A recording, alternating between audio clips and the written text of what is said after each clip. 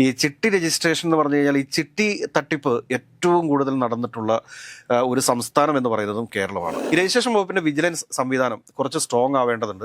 അത് അഴിമതിരഹിതമാക്കി മുൻപോട്ട് കൊണ്ടുപോകാൻ സാധിച്ചു കഴിഞ്ഞാൽ ഏറ്റവും കുറഞ്ഞ ഒരു 1000 കോടി രൂപയുടെയെങ്കിലും വരുമാനം ഉണ്ടാക്കാൻ സാധിക്കുന്ന ഒരു വകുപ്പാണ് രജിസ്ട്രേഷൻ വകുപ്പ്. പക്ഷേ ഈ വകുപ്പ് ഭരിച്ചിട്ടുള്ള ഒരാൾ പോലും അത് കൃത്യമായിട്ട് അത് നോക്കി നടത്തിയിട്ടില്ല. അതല്ലെങ്കിൽ ഇതിനകത്തൊക്കെ ഒരുപാട് കൃത്രിമത്തോടൊക്കെ ഉണ്ടായിരുന്നു. കാരണം മുന്നാധാരമില്ലാതെ രജിസ്ട്രേഷൻ ചെയ്യുക, ആധാരമില്ലാതെ രജിസ്ട്രേഷൻ ചെയ്യുക, അങ്ങനെയുള്ള ഒരുപാട് അഴിമതികൾ നടന്നിട്ടുള്ള ഒരു വകുപ്പ് തന്നെയാണ് രജിസ്ട്രേഷൻ വകുപ്പ് എന്ന് പറയുന്നത്. പലരും ഇപ്പോൾ ചെയ്തുകൊണ്ടിരിക്കുന്ന എങ്ങനെയാണെന്ന് ചോദിച്ചു കഴിഞ്ഞാൽ ഒരു നമ്പർ എടുക്കും, ആ ഒരു സീരിയൽ നമ്പർ വെച്ചിട്ട് തന്നെ അതിനകത്ത് 10ഉം 50ഉം ചിട്ടികൾ നടത്തും. ഒറ്റ ഒരു ഇതിൽ 10ഉം 50ഉം ചിട്ടികൾ നടത്തും. കേരളത്തിലെ പല NBFCകളിലും ഉള്ള ഡിപ്പോസിറ്റ് സേഫ് ആണോ എന്ന് ചോദിച്ചു കഴിഞ്ഞാൽ അത് സേഫ് അല്ല എന്ന് തന്നെ പറയേണ്ടി വരും.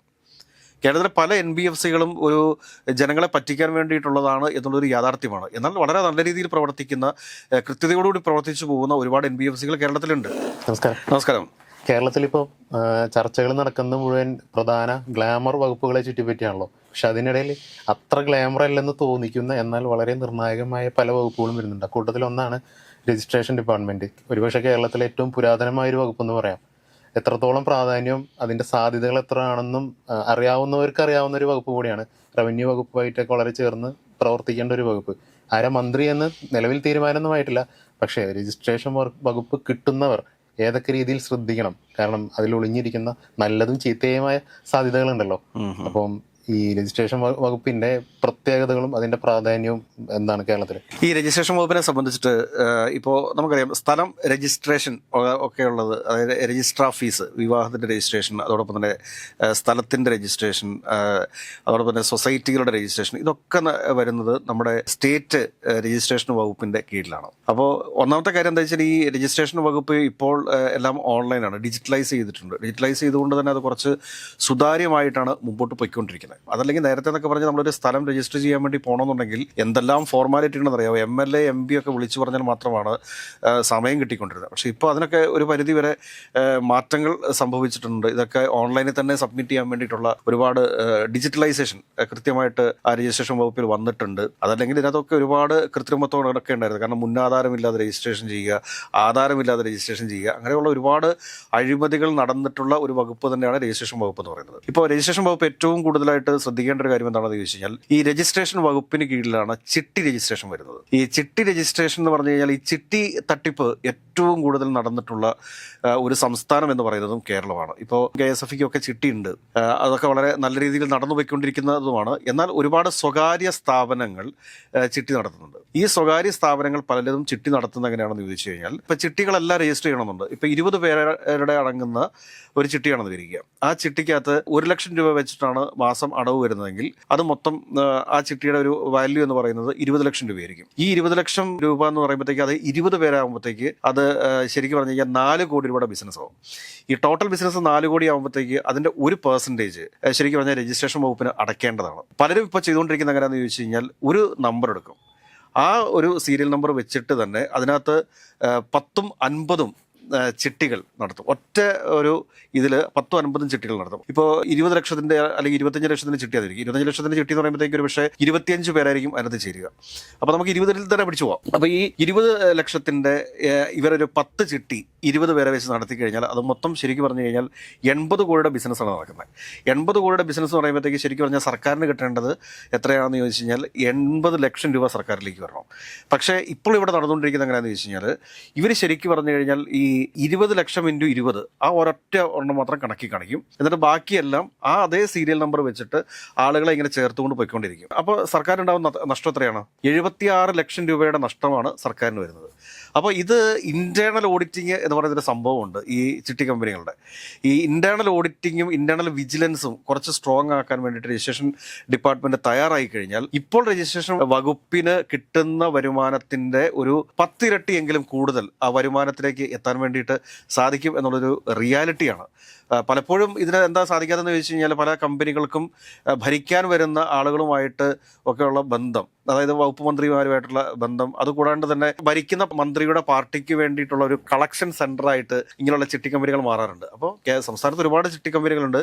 ഈ പല ചിട്ടി കമ്പനികളുടെയും പ്രവർത്തനങ്ങൾ കൃത്യമായിട്ട് നിരീക്ഷിക്കേണ്ടതുണ്ട്. കാസർഗോഡ് തുടങ്ങി തിരുവനന്തപുരം വരെയുള്ള ഇങ്ങനെയുള്ള അനധികൃത ചിട്ടി കമ്പനികൾ കൃത്യമായിട്ട് ഓഡിറ്റ് ചെയ്ത് കഴിഞ്ഞാൽ തന്നെ വൻ രീതിയിലുള്ള ഒരു വരുമാന കുതിപ്പ് ഉണ്ടാകുമെന്നുള്ളൊരു യാഥാർത്ഥ്യമാണ്. അപ്പോൾ ഇതിനകത്തുനിന്ന് അവർക്ക് എന്തെങ്കിലും നഷ്ടമുണ്ടോ എന്ന് ചോദിച്ചാൽ ചിട്ടിക്കമ്പനികൾക്കൊന്നും നഷ്ടമില്ല. ഇത് സർക്കാരിനെ വെട്ടിച്ചുണ്ടാക്കുന്നതാണ്. ഈ 1% എന്ന് പറഞ്ഞു കഴിഞ്ഞാൽ അത് അത്ര വലിയൊരു തുകയല്ല. കാരണം ഏതൊരു ചിട്ടി നടത്തുന്ന സമയത്തും അയാൾക്കൊരു 10% ആ ഒരു ചിട്ടി ലാഭം ഉണ്ടാവും. അപ്പോൾ അങ്ങനെ ലാഭം വരുന്ന സമയത്ത് അതിൻ്റെ 1% സർക്കാരിന് നൽകി എന്ന് കരുതി, അതായത് 100% കിട്ടുന്ന സമയത്ത് 10% സർക്കാരിന് നൽകി എന്ന് കരുതിയിട്ട് എന്താണ് പ്രശ്നമുള്ളത്? യാതൊരു തടസ്സമില്ലല്ലോ. അങ്ങനെയല്ലേ സർക്കാരോട് മുമ്പോട്ട് പോകാൻ പറ്റത്തുള്ളൂ. ഇപ്പോൾ അതിനുവേണ്ടിയുള്ള ഇൻകം ടാക്സും മറ്റേ ഈ GST ഒക്കെ വെച്ചിരിക്കുന്നതിന് വേണ്ടിയുള്ള. അപ്പോൾ അതിന്റെ എല്ലാം പരിധികളെ ലംഘിച്ചുകൊണ്ട് ഉദ്യോഗസ്ഥന്മാരായിട്ടുള്ള ഒത്തുകളി ഉണ്ട് ഇതിനകത്ത്. രജിസ്ട്രേഷൻ വകുപ്പിലിരിക്കുന്ന പ്രധാനപ്പെട്ട പല ഉദ്യോഗസ്ഥന്മാരുമായിട്ടുള്ള ഒത്തുകളിയുടെ കൂടെ ഭാഗമാണിത്. ഈ കേരളത്തിലെ പല പ്രമുഖ NBFCകൾക്കും ചിട്ടി കമ്പനികളുണ്ട്. പക്ഷേ ഈ ചിട്ടി കമ്പനികളെയൊക്കെ തൊടാൻ വേണ്ടിയിട്ട് നമ്മുടെ സംസ്ഥാന സർക്കാർ തയ്യാറാകുമോ എന്നാണ് ഇനി നമുക്കറിയേണ്ടത്. എനിക്ക് തോന്നുന്നത് രജിസ്ട്രേഷൻ വകുപ്പ് കിട്ടിയിരിക്കുന്നത് കേരള കോൺഗ്രസ് ജോസഫിന്റെ മോൻസ് ജോസഫിനാണ് ഇരിക്കുന്നത്. മോൻസ് ജോസഫാണ് അവരുടെ മന്ത്രി. അവർക്ക് ജലവിഭവത്തിന് പുറമെ ഈ രജിസ്ട്രേഷൻ വകുപ്പോട് കൊടുത്തിട്ടുണ്ട്. അപ്പോൾ ഈ രജിസ്ട്രേഷൻ വകുപ്പിൽ അടിയന്തര പ്രാധാന്യത്തോടു കൂടി ചെയ്യേണ്ട ഒരു കാര്യം ഇതാണ്. ഒരുപാട് ചിട്ടി തട്ടിപ്പുകൾ നമുക്കറിയാം. ഈ ചെറിയ ചെറിയ ചിട്ടികൾ ദിവസം 100 രൂപ വെച്ച് മൈക്രോ ഫിനാൻസ് വരെയുള്ള ചിട്ടികളൊക്കെ ഒരുപാടുണ്ട്. അതിനൊക്കെ കൃത്യമായിട്ട് ഈ ഓഡിറ്റിങ്ങിന്റെ ഭാഗമായിട്ട് കൊണ്ടുവരണം. അപ്പോൾ ഇങ്ങനെയുള്ള തട്ടിപ്പുകൾ കുറയ്ക്കാൻ സാധിച്ചു കഴിഞ്ഞാൽ തീർച്ചയായിട്ടും രജിസ്ട്രേഷൻ വകുപ്പിൽ വലിയ രീതിയിലുള്ള വരുമാനം ഉണ്ടാക്കാൻ വേണ്ടിയിട്ട് സ്ത്രീകൾക്ക് മാത്രം വായ്പ കൊടുക്കുന്ന ചെറിയ സംഘങ്ങളൊക്കെ ഇറങ്ങിയിട്ടുണ്ട്. അത് ധനകാര്യ വകുപ്പാണ് അതിന്റെ മേലൊരു ആക്ഷൻ ടേക്കപ്പ് ചെയ്യേണ്ടത്. ഇതെന്താ കാര്യം എന്ന് ചോദിച്ചു കഴിഞ്ഞാൽ, ഇപ്പോൾ സംസ്ഥാനത്ത് ഒരു NBFC ബാങ്ക് രജിസ്റ്റർ ചെയ്ത് കഴിഞ്ഞാൽ പിന്നെ അവർ അതിന്റെ പേരിൽ പിരിക്കുന്ന ഡിപ്പോസിറ്റുകളും കാര്യങ്ങളെക്കുറിച്ചൊന്നും ഒരു കൃത്യമായൊരു ധാരണയൊന്നും സംസ്ഥാന സർക്കാരിന് ഇല്ല എന്നുള്ളതാണ് സത്യം. കാരണം സംസ്ഥാന സർക്കാർ അതിൻ്റെ മേൽ നിയന്ത്രണവും ഇല്ല. കാരണം ഇത് എന്താ വെച്ചാൽ ഒരു NBFC രജിസ്റ്റർ ചെയ്യുന്നു.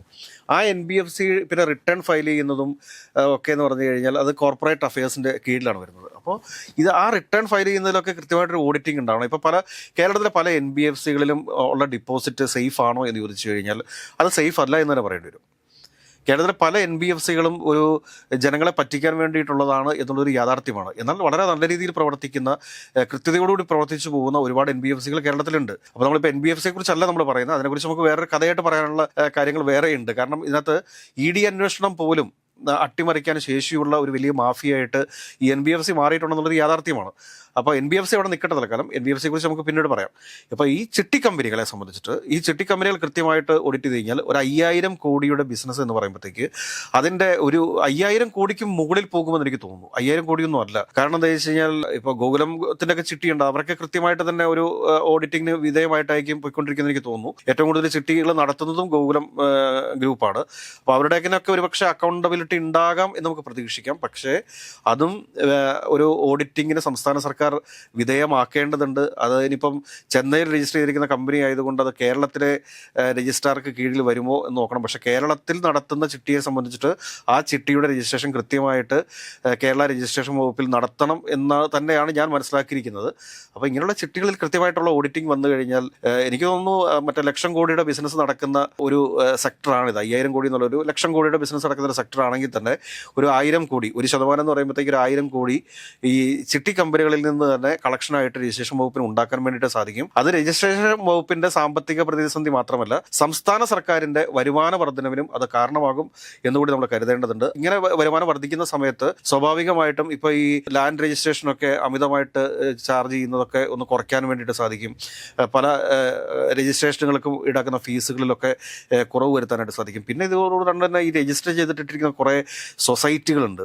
ഇവരുടെയൊക്കെ ഒരു ഫിനാൻഷ്യൽ ആക്ടിവിറ്റീസ് എന്താണെന്നുള്ളതിനെക്കുറിച്ച് കൃത്യമായൊരു എൻക്വയറി, ഞാൻ പറഞ്ഞ ഒരു ഇവരുടെ ഈ രജിസ്ട്രേഷൻ വകുപ്പിൻ്റെ വിജിലൻസ് സംവിധാനം കുറച്ച് സ്ട്രോങ് ആവേണ്ടതുണ്ട്. അത് അഴിമതിരഹിതമാക്കി മുൻപോട്ട് കൊണ്ടുപോകാൻ സാധിച്ചു കഴിഞ്ഞാൽ ഏറ്റവും കുറഞ്ഞ ഒരു 1000 കോടി രൂപയുടെയെങ്കിലും വരുമാനം ഉണ്ടാക്കാൻ സാധിക്കുന്ന ഒരു വകുപ്പാണ് രജിസ്ട്രേഷൻ വകുപ്പ്. പക്ഷേ ഈ വകുപ്പ് ഭരിച്ചിട്ടുള്ള ഒരാൾ പോലും അത് കൃത്യമായിട്ട് അത് നോക്കി നടത്തിയിട്ടില്ല. അത് താരതമ്യേന ഒന്നുമില്ലാത്തൊരു വകുപ്പ് എന്നുള്ളതാണ്.